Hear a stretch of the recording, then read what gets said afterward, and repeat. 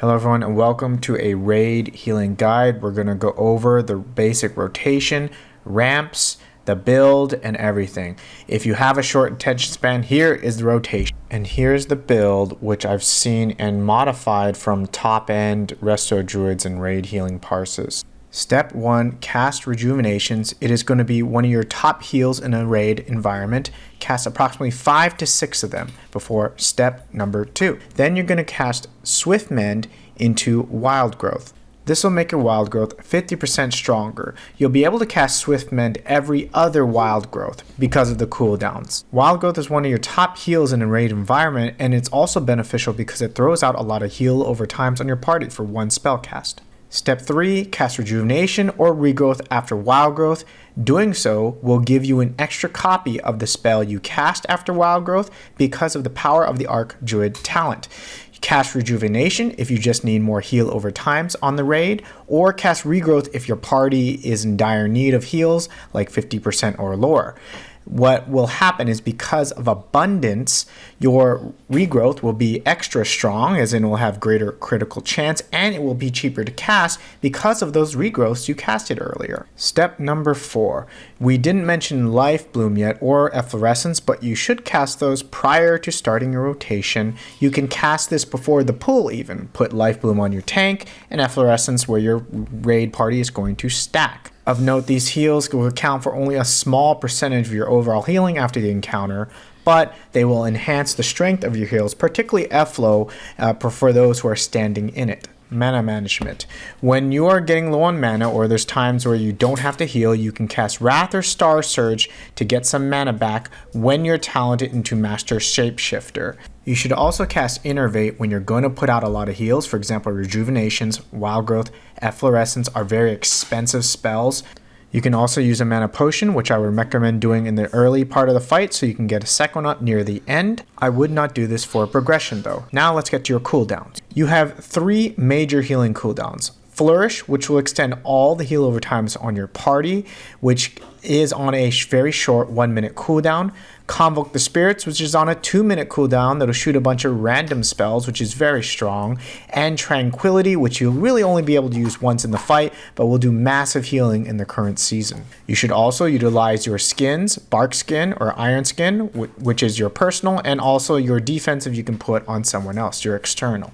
Obviously, use these prior to yourself or someone else taking massive damage. Okay, now it's really important to know that your number 1 or number 2 healing in a raid encounter will be Regrowth plus Clear Casting. When you get a Clear Casting proc indicated by the green leaves around your character on the screen, then you're going to want to cast Regrowth because of the tier set bonus. With a 2-tier tier set bonus, your Regrowth cast will cast 2 Symbiotic Blooms on nearby allies, and those Symbiotic Blooms with the 4th set bonus will automatically cast Bursting Growth on a 20% chance to trigger, which is gigantic healing. You're going to find that Symbiotic Blooms and Bursting Growth are going to be within usually the top 4 heals in the entire encounter, with Regrowth being there as well, and thus Regrowth is a major contributor to your overall healing.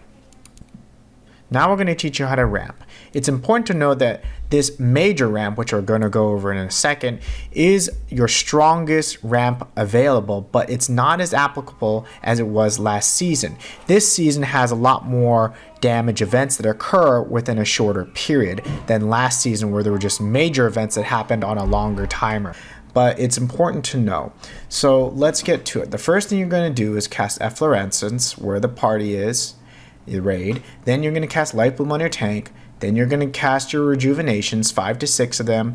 Then you're going to cast Swift Mend into Wild Growth, into Convoke the Spirits, then Flourish, then Tranquility. Okay, you're casting Swift Mend before Wild Growth to empower the Wild Growth, and you always want Wild Growth out before you do your cooldowns, because a general rule of thumb is you always want Wild Growth before casting a cooldown, because it'll make your cooldown spells stronger because of how Mastery works, right? The more heal over times you have out on the people you're trying to heal, the more heal they get.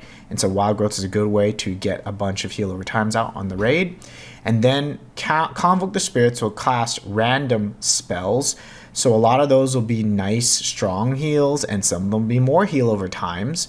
and then you cast Flourish right after that to extend the duration of your rejuvenations, which hopefully didn't subside by then, as well as your wild growth heal over times, as well as your efflorescence heal over times, as well as your Convoke the Spirits heal over times. So you're extending the duration of all those. Then you're casting Tranquility for major healing that will make it, which will be a lot stronger because you have all these heal over times on your raid. And so, I mean, if you could do this for every single damage event, that would be ideal, but it just doesn't work like that because Tranquility is a 3-minute cooldown, which is very long. This is the major ramp, but it might not be used that often. Mini ramps are likely what you're going to be doing more often, and I honestly need to be better at doing this. So how to do the mini ramp? Well, it's really the same thing except adding on only one of your cooldowns or a combination of them, depending on what you need and how much damage has gone out through your party. So the same thing, Efflow, followed by Life Bloom, followed by 5 to 6 rejuvenations, followed by Swiftman on the wild growth. Then use your Tranquility, Convoke, or Flourish. One or a combination of them.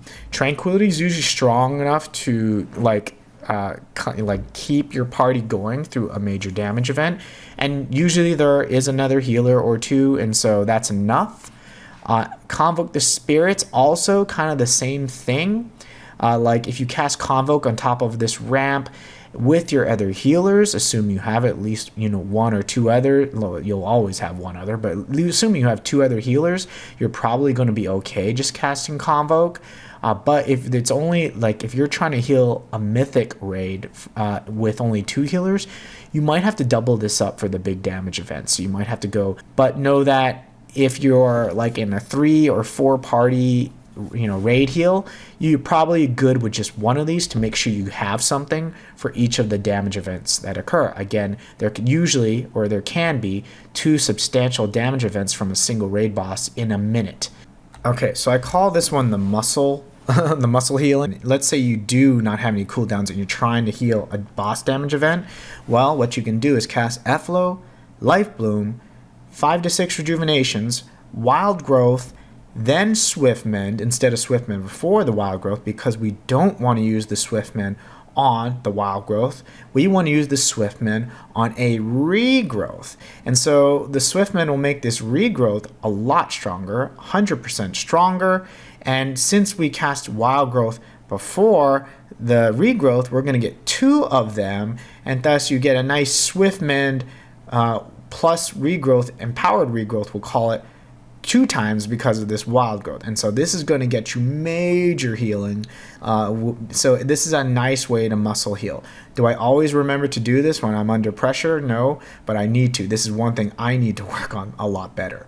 But this is a nice muscle heal that you should work on. I think these other major and mini ramps are more obvious, but nowadays, because people are taking Power of the Arc Druid more frequently, this muscle heal priority is something that's a little new. This is an example of the muscle heal in real time following a mythic Lumathar raid when mad damage is going out. After my Convoke, because I don't have any more cooldowns, I use my wild growth, and then I go straight into a Swiftmend and regrowth because I need those instant heals as soon as possible. This regrowth does have clear casting, and so it's probably going to proc blooms and bursting growth, and you'll notice that the mage and the druid went up to full health there from 50%. And that's it for your healing rotations. Plan out all these things with the boss. You're going to be wiping on bosses likely.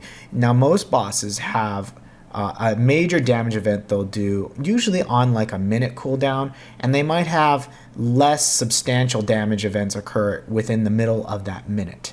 Okay, so a good way to heal a raid is to use for example, a mini ramp on one event, on that first big event, then use a muscle heal on the second miniature event, and then utilize another combination of a mini ramp on the next event coming up at the minute. So for example, in a perfect world, I might go mini ramp plus the flourish mini ramp, and then I'll do a muscle heal on the damage event in between, and then for the next one coming up, the next major damage event coming up near a minute, I'm going to go mini ramp plus Convoke the Spirits, right? And I should even have Flourish up in theory, if it works out perfectly. I should be able to Convoke the Spirits and Flourish for that next major event, or I can space it out and just go Convoke the Spirits and go Flourish on the next one, right? You're starting to get, you can plan all these out. I like to save Tranquility for the oh crap, we're really in trouble kind of heal, because you're only going to get this once during most boss fights. I hope you learned something from this video. Like, comment, and subscribe and all that good stuff, and I'll see you in the next one.